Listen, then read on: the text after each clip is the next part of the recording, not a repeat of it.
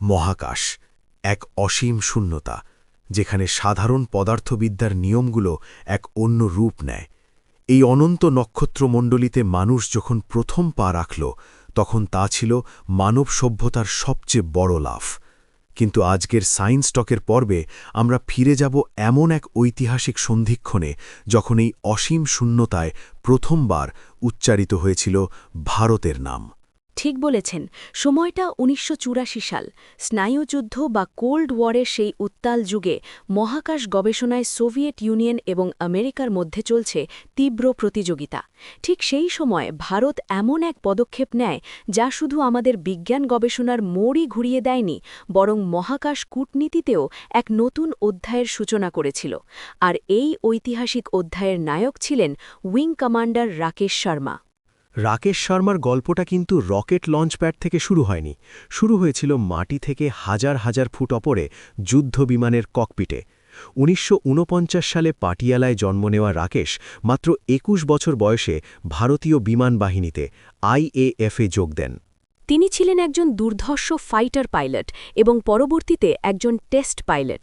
একজন টেস্ট পাইলটকে কিন্তু শুধু ভালো বিমান চালালেই হয় না, তাকে এরোডাইনামিক্স এবং ক্লাসিক্যাল মেকানিক্সের ব্যবহারিক দিকগুলো নিখুঁতভাবে বুঝতে হয়।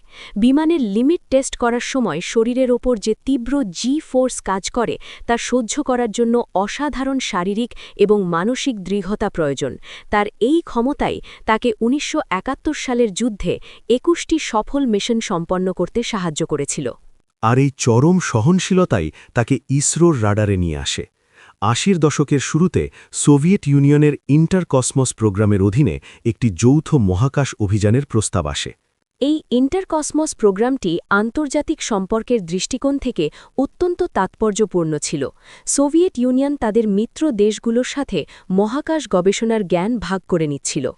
ভারত থেকে এই মিশনের জন্য যখন প্রার্থী খোঁজা শুরু হল, তখন চূড়ান্তভাবে নির্বাচিত হলেন রাকেশ শর্মা এবং ব্যাকআপ হিসেবে রবিশ মালহোত্রা।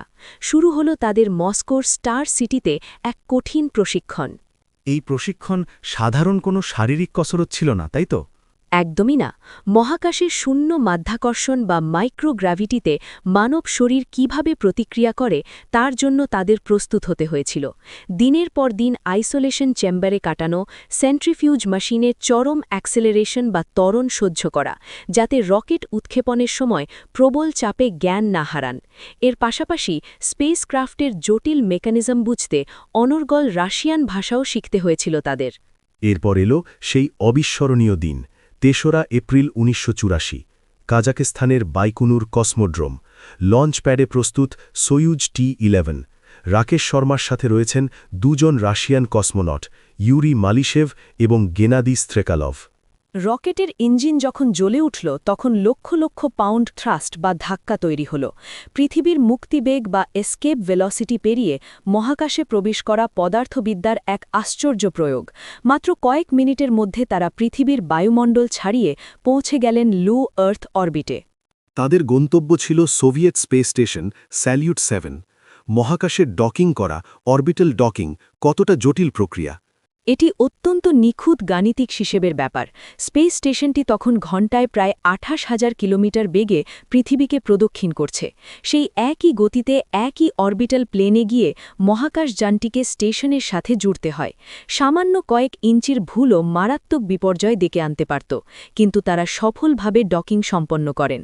মহাকাশে রাকেশ শর্মা কাটিয়েছিলেন ৭ দিন ২১ ঘণ্টা এবং ৪০ মিনিট। অনেকেই ভাবেন হয়তো তিনি সেখানে শুধু ঘুরে বেরিয়েছেন, কিন্তু আসলে তিনি অত্যন্ত গুরুত্বপূর্ণ কিছু বৈজ্ঞানিক পরীক্ষা চালিয়েছিলেন। ঠিক, তিনি মূলত ৩টি বড় ক্ষেত্রে কাজ করেছিলেন: বায়োমেডিসিন, রিমোট সেন্সিং এবং ম্যাটেরিয়াল সায়েন্স। সবচেয়ে উল্লেখযোগ্য ছিল টেরা এক্সপেরিমেন্ট।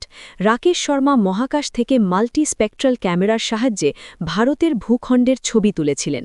এই ছবিগুলো পরবর্তীতে ভারতের প্রাকৃতিক সম্পদ, বনভূমি এবং হিমালয়ের হিমবাহ ম্যাপিং করার ক্ষেত্রে ইসরোকে বিশাল সাহায্য করেছিল। আর বায়োমেডিক্যাল এক্সপেরিমেন্ট? মহাকাশে তো মানব শরীরের পেশি এবং হাড় দ্রুত দুর্বল হতে শুরু করে। চমৎকার পয়েন্ট। মাইক্রোগ্রাভিটিতে মানবদেহের এই ক্ষয় রোধ করার জন্য রাকেশ শর্মা মহাকাশেই যোগ ব্যায়াম বা স্পেস যোগা করেছিলেন।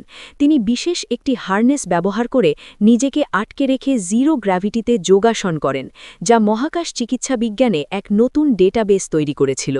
বৈজ্ঞানিক পরীক্ষার পাশাপাশি এই মিশনের সবচেয়ে আবেগঘন মুহূর্তটি এসেছিল মহাকাশ থেকে সরাসরি সম্প্রচারিত একটি ভিডিও লিঙ্কে। স্পেস স্টেশন থেকে ভারতের তৎকালীন প্রধানমন্ত্রী ইন্দিরা গান্ধীর সাথে কথা বলছিলেন রাকেশ শর্মা। প্রধানমন্ত্রী যখন তাকে প্রশ্ন করেন, উপর সে ভারত কেসা দেখতা হ্যায়, রাকেশ শর্মা তার স্বভাবসিদ্ধ শান্ত এবং আত্মবিশ্বাসী কণ্ঠে উত্তর দিয়েছিলেন, সারে জাহা সে আচ্ছা। এই কয়েকটা শব্দ যেন কোটি কোটি ভারতীয়র বুকে এক অদ্ভুত শিহরণ জাগিয়েছিল। জাতীয়তাবোধ আর বৈজ্ঞানিক সাফল্যের এমন নিখুঁত মেলবন্ধন ভারতের ইতিহাসে খুব কমই এসেছে। পৃথিবীতে ফিরে আসার পর তাকে অশোক চক্র এবং সোভিয়েত ইউনিয়নের hero of the Soviet union সম্মানে ভূষিত করা হয়। কিন্তু তার আসল অর্জন কোনো পদক নয়।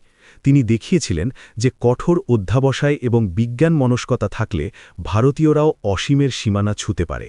আর আজ যখন ভারত তার নিজস্ব মানব মহাকাশ মিশন গগনয়ান নিয়ে কাজ করছে, নিজস্ব প্রযুক্তিতে ভারতীয় নভোচারীদের মহাকাশে পাঠানোর প্রস্তুতি নিচ্ছে, তখন রাকেশ শর্মার সেই ঐতিহাসিক যাত্রা আমাদের মনে করিয়ে দেয় যে আমাদের স্বপ্নের কোনো সীমারেখা নেই। আজকের সায়েন্স টকের পর্ব আমরা এখানেই শেষ করছি। রাকেশ শর্মার এই অবিস্মরণীয় যাত্রা থেকে মহাকাশ বিজ্ঞানের কোন বিষয়টি আপনাকে সবচেয়ে বেশি অবাক করেছে কমেন্ট বক্সে অবশ্যই জানাবেন। আর হ্যাঁ, বিজ্ঞান, মহাকাশ এবং ইতিহাসের এমন আরও গভীরে ডুব দিতে চ্যানেলটি সাবস্ক্রাইব করতে ভুলবেন না। দেখা হবে আগামী পর্বে নতুন কোনো বৈজ্ঞানিক রহস্য উন্মোচনের সাথে।